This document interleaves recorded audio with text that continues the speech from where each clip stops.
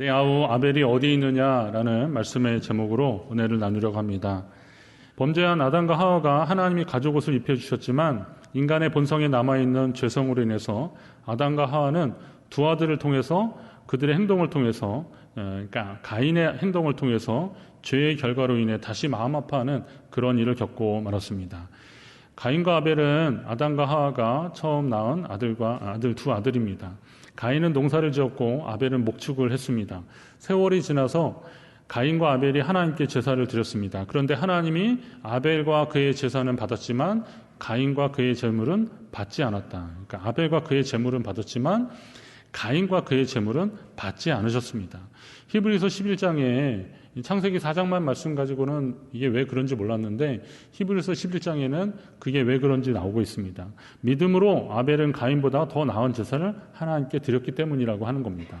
그래서 하나님이 그 예물에 대하여 증언하심이라 그랬습니다. 그러니까 믿음으로 하나님 앞에 예배를 드린 겁니다. 제사를 드린 건데 그가 믿음으로 제사를 드린 것을 어떻게 알 수 있느냐? 오늘 하나님의 말씀으로 본다면 예물에 대하여 증언했다. 그러니까 아벨이 하나님께 제물을 어떻게 준비한 과정을 보니까 그가 정말 믿음으로 예배했는지를 알 수 있었다는 겁니다. 아벨의 제사는 믿음으로 드린 제사였습니다.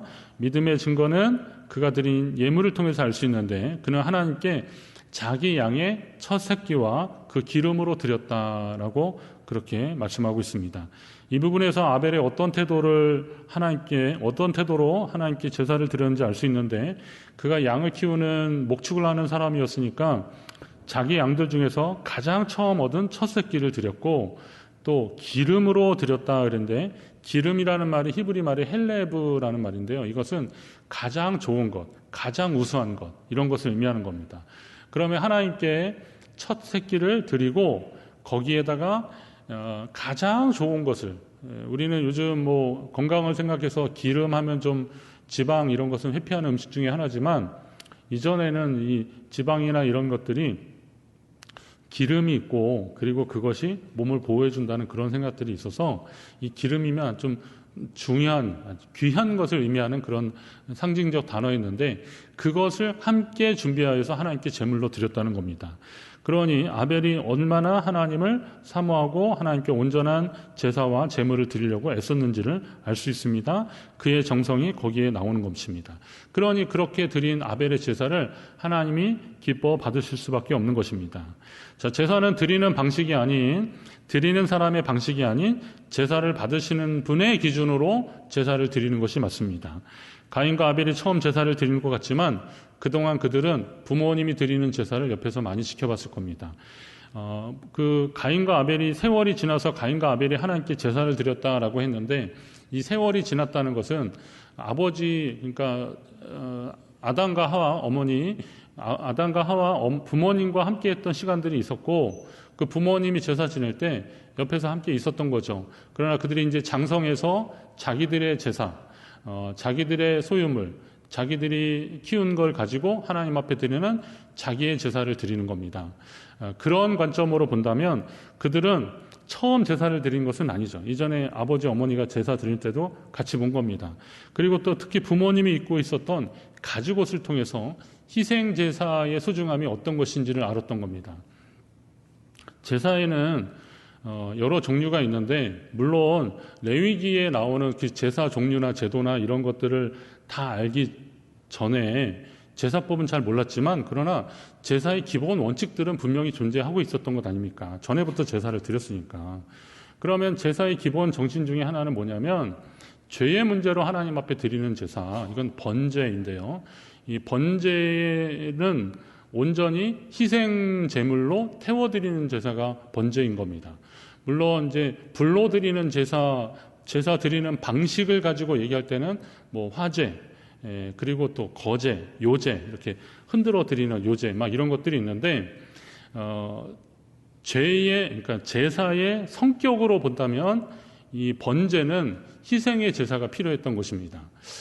그러면 가인이 자기가 농사를 짓는 사람이기 때문에 나는 농사꾼이니까 내 땅의 소산을 가지고 하나님께 드리는 게 뭐가 어때서 라고 제사를 제물을 그거를 준비했다면 그거는 어디까지나 가인이 자기 중심의 예배를 제사를 드린 겁니다. 왜냐하면 번제를 드릴 때는 희생의 제사, 피가 흘려지는 그런 제사를 드려야 되는 게 맞았거든요. 그러면 비록 가인이 농사꾼이라도 어떻게 해야 돼요? 희생의 제사를 드렸어야 했던 겁니다. 만약에 그 형편이 여의치 않으면 비둘기라도 잡아드리라고 했던 것을 보시면 하나님이 이 희생의 제사의 소중함을 얼마나 귀히 여겼는지 알 수 있는 겁니다.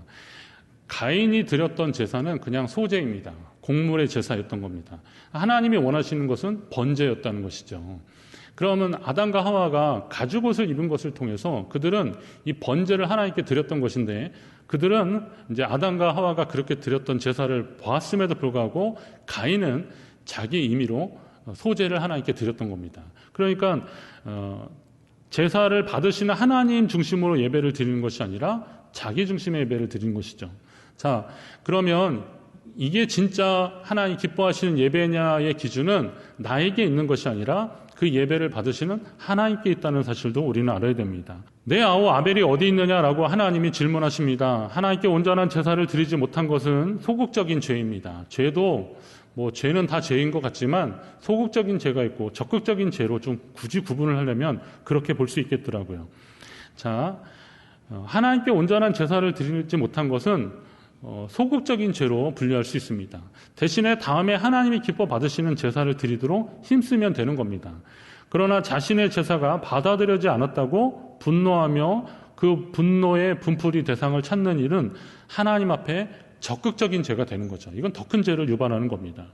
제가 너를 원한다라고 하는 창세기 4장 7절 표현이 있는데요. 이거는 아벨을 죽이기 전에 하나님이 온전한 제사를 드리지 못했던 가인에게 하나님이 말씀하시는 거예요. 내가 선을 행하면 어찌 낯을 들지 못하겠느냐. 하나님이 말씀하고 계시는데 네가 잘못한 일이 없으면 왜 낯을 못 들겠느냐라고 하는 거죠. 그리고 선을 행치 아니하면 죄가 문 앞에 엎드려져 있느니라. 오늘 장로님 기도하실 때 베드로전서 말씀 인용해서 해주셔서 참 신기했는데요.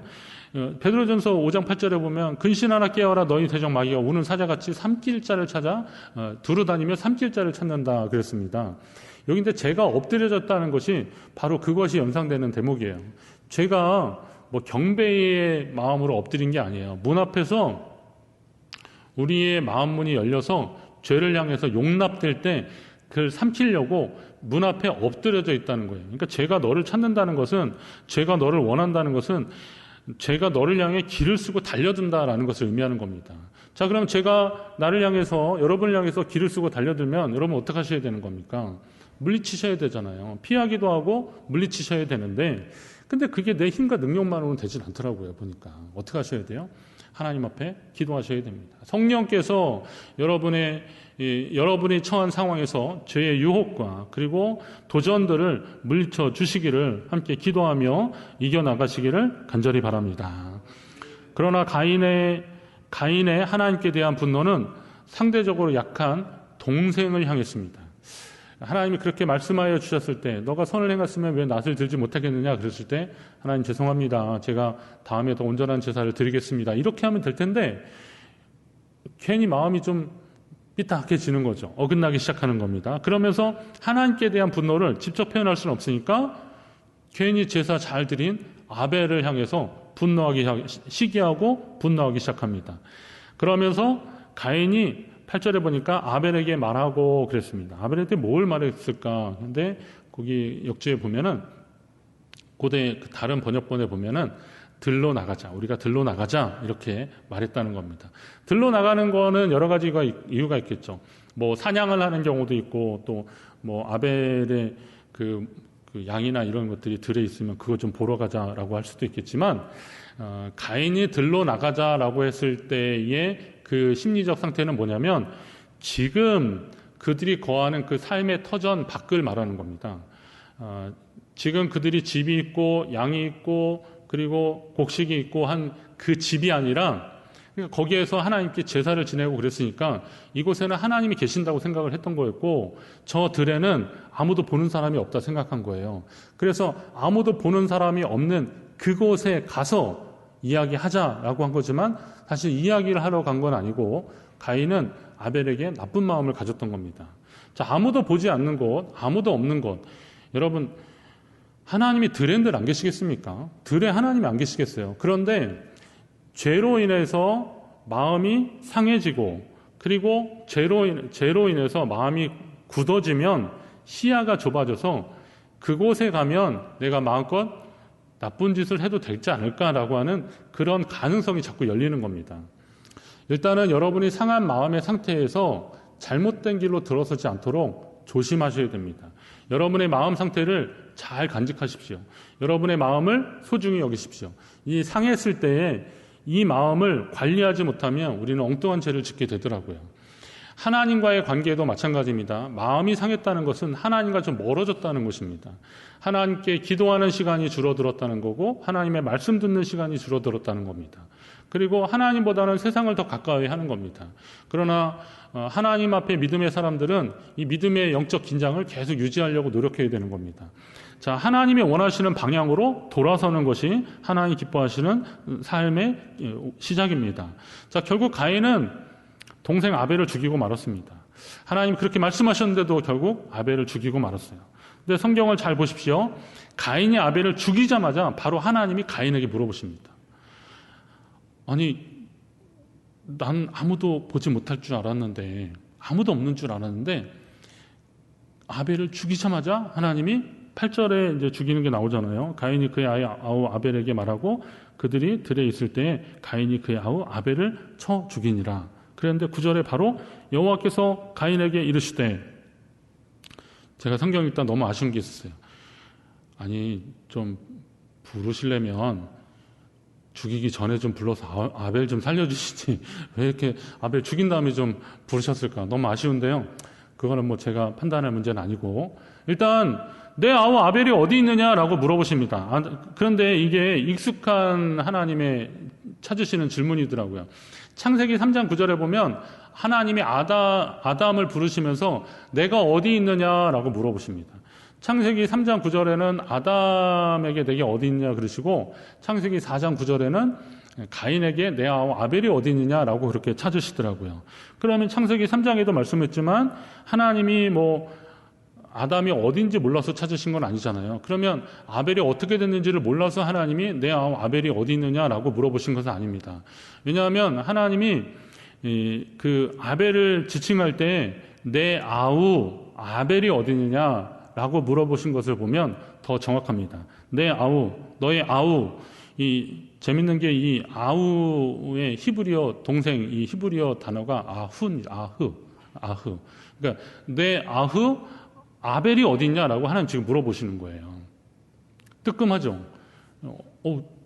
아무도 보지 않은 줄 알았는데 내가 죽이자마자 하나님이 내 아흐 아벨이 어디 있느냐.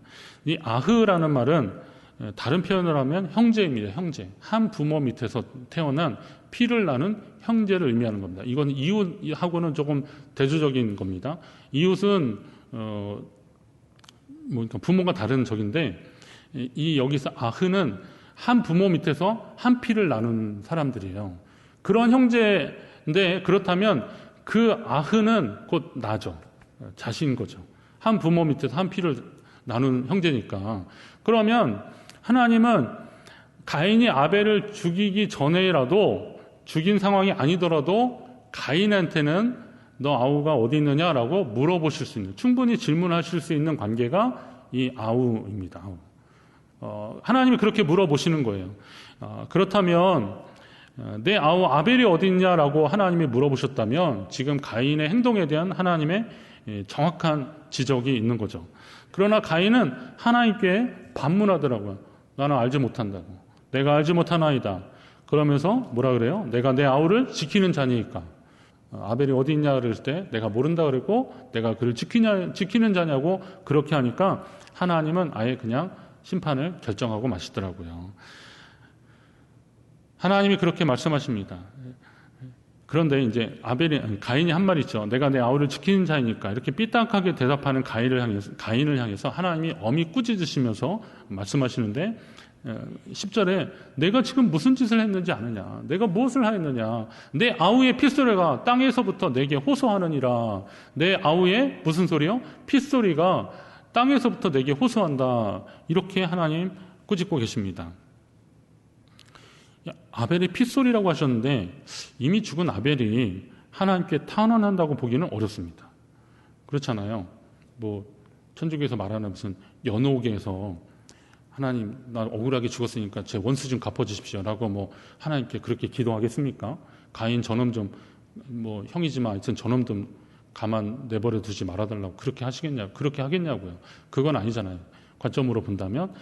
그러면 아벨의 피소리는 뭘 의미할까? 제가 말씀을 묵상하면서 연구하다가 그런 마음이 있는 거죠.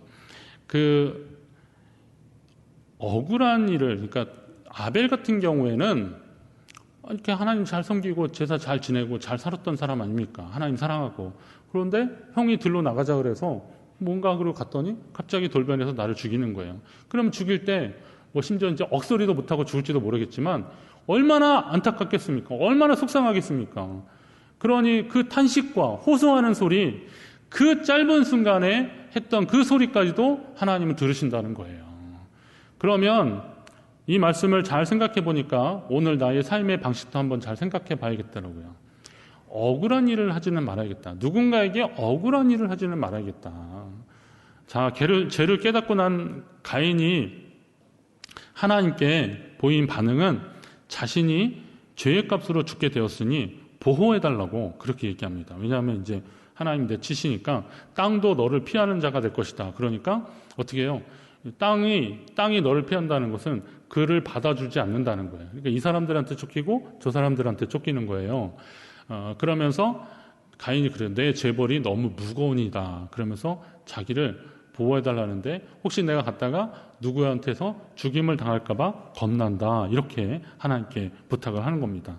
자, 그러면 여기에서 아담과 하와, 가인과 아벨이 전부인 세상 같은데 가인은 누구한테 맞아 죽는 건가? 이렇게 생각해 볼 수 있습니다. 이제 그러한 질문에 대해서 학자들이 이제 연구를 하면서 말하는 것은 성경은 구속사적인 관점에 쓰였기 때문에 아담과 하와가 가인과 아벨만을 낳지는 않았을 것이다. 그러나 성경이 모든 역사를 다 기록하지는 않았잖아요. 구속사적인 관점에서 본다면 필요한 역사만 기록했기 때문에 가인과 아벨 말고도 다른 자녀가 있을 수 있는 거고 또 나중에 태어나는 그 자녀들로 인해서 가인이 죽임을 당할까 봐 두려웠다라고 그렇게 이해를 하시면 되는 겁니다. 이걸 신학적으로 더 다르게 연구하는 분들도 있지만 지금 우리가 받아들이기에는 이게 좀 제일 복음적이고 인정할 만한 그런 생각들입니다. 자, 그런데 저는 여기서 가인 참 뻔뻔하다 이런 생각이 드는 거예요. 아니 자기는 멀쩡하게 잘 살고 있는 아벨을 그렇게 쳐 죽였으면서 그 생명을 그렇게 없애버렸으면서 자기 생명이 헤쳐질까 봐 자기가 죽을까 봐 겁나서 나 좀 보호해달라고 말하는 이 가인의 마음, 이거 어떤 마음일까? 가만히 보니까 그게 인간이더라고요. 인간이 참 양심 없는데 그게 인간이더라고요. 자기는 남을 죽였으면서 남이 나를 죽일까 봐 겁나서 나 좀 도와달라고, 나 좀 살려달라고, 나 좀 보호해달라고 하는 거예요. 하나님이 내 이웃을 내 몸처럼 사랑하라 라는 말이 이유가 분명히 있는 거예요. 그 말씀이 이유가 있는 거예요. 내 생명이 소중하면 이웃의 생명도 충분히 소중한 겁니다. 그런 마음으로 함께 해야 되는 겁니다. 요즘 생명에 대해서 더 많이 생각하게 되는데요. 내 생명이 소중한 것만큼 당연히 다른 사람의 생명도 소중한 겁니다. 하나님은 불안에 떠는 가인에게 약속해 주십니다. 가인을 죽인 자는 벌을 7배나 받으리라 이렇게 말씀하십니다. 저는 이 말씀이 가인을 위한 말씀인가 누구를 위한 말씀인가 한번 생각을 해봤어요. 가인이 죽은 다음에야 여러분 가인이 누구에 의해서 죽임을 당한 다음에 자기를 죽인 사람이 7배의 벌을 받든 안 받든 그건 가인하고는 상관이 없어요. 가인이 이미 죽었기 때문에. 그렇죠? 그러면 하나님 왜 이 말씀을 하셨을까 봤을 때 생명을 사랑하시는 하나님 아버지의 마음이더라고요. 그러니까 가인에게 지금 이런 말씀을 해주신 것은 적어도 가인에게 심리적 안정, 내가 너를 보호해 주겠다라는 것이고 또 확대하면 가인 같은 사람도 하나님이 소중히 여기시니까 그를 죽이지 마라. 함부로 죽이지 말아라 라고 말씀하시는 겁니다. 이 말씀은 오늘 전체의 이야기하고도 연관이 되는 겁니다. 가인은 동생 아벨을 죽인 사람이기 때문에 그도 죽어 마땅합니다. 동해보복법에 의하면 그도 어디에 맞아 죽어야 되는 것이 맞습니다. 그렇지만 하나님이 가인의 생명을 보호하시는 것은, 다시 말해서 가인을 하나님이 보호해 주시려고 하는 것은 가인을 죽임으로 인해서 또 다른 살인을 저지르는 다른 사람의 삶도 하나님은 귀중하게 여기시는 거죠. 가인을 죽임으로 인하여서 또 다른 살인을 하게 되는 다른 사람들한테 그렇게 하지 말아라. 내가 비록 자기 동생을 죽인 가인도 이렇게 살려줬다면 너희도 용서해라. 너희도 그를 죽이지 말고 그의 생명을 소중히 여겨라 라고 말씀하는 겁니다. 또 가인의 입장에서 본다면 내 아우 아벨이 어디 있느냐라고 하나님이 물어보시는 것은 이제 가인에게 하나님 말씀하시는 거죠. 이제 그만해라 라는 겁니다.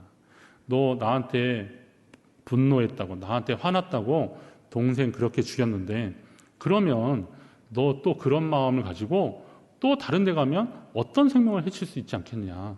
그러니까 너 그만해라 라는 거예요. 내 아우 아벨이 어디 있느냐 물어보시는 것은 너 그만해라 라는 것입니다. 저는 이 말씀과 가늠한 현장에서 붙잡혀온 여인을 사람들이 둘러서 돌을 들고 있다가 어떻게 하는지 봤는데, 예수님이 어떻게 하셔요? 너희 중에 죄 없는 사람이 먼저 치라 그러니까 다들 돌 하나씩 놓고 갔잖아요. 그게 단순히 그 여인만 살리려고 하시는 것은 아니라고 봐요. 물론 그 여인의 생명을 소중히 여기신 건데, 예수님이 지금 너희 중에 죄 없는 자가 돌로 치라라고 하는 것은, 다시 말하면 너희가 행했던 그 죄악들도 이제 멈춰라 라고 하는 겁니다. 이 여인만 그렇게 한 것이 아니지 않느냐. 너희 속에도 마음으로 음욕을 품고 간음하고 그랬던 그런 생각들, 그리고 간음의 죄뿐만이 아니라 하나님이 기뻐하시지 않는, 하나님이 죄라고 규정했던 그런 죄에 대해서 관대했던 너희의 그 행동도 이제 멈춰라 라고 하시는 주님의 말씀인 거죠. 오늘 내 아우 아벨이 어디 있느냐라고 물어보시는 하나님은, 가인아 너 이제 그만둬라. 너 이제 더 이상 사람을 죽이지 말아라. 네가 네 생명 소중히 여기는 것처럼 다른 사람 생명도 소중히 여겨라 라고 말씀하시는 그런 질문입니다. 그렇다면 하나님이 징벌적 조치로 가인을 바로 죽게 하실 수도 있지만, 그에게 다시 생명의 기회를 주신 것은 하나님의 어떤 분인지를 다른 사람들이 알기를 원하신 거죠.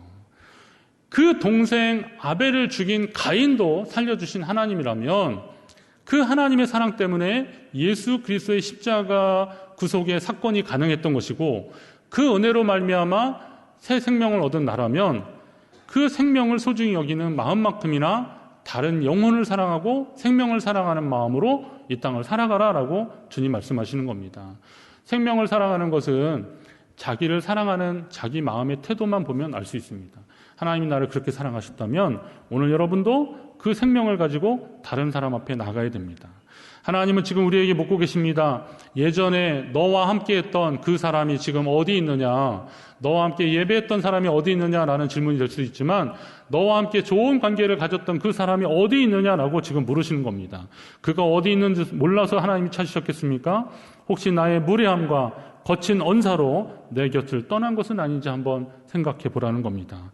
이제 그만하고, 그리고 그 하나님 사랑하는 그 영혼을 위해서, 그 생명을 위해서 너의 시간을 좀 보내라 라고 주님 말씀하신다면 여러분은 예로 대답하시기를 간절히 바랍니다.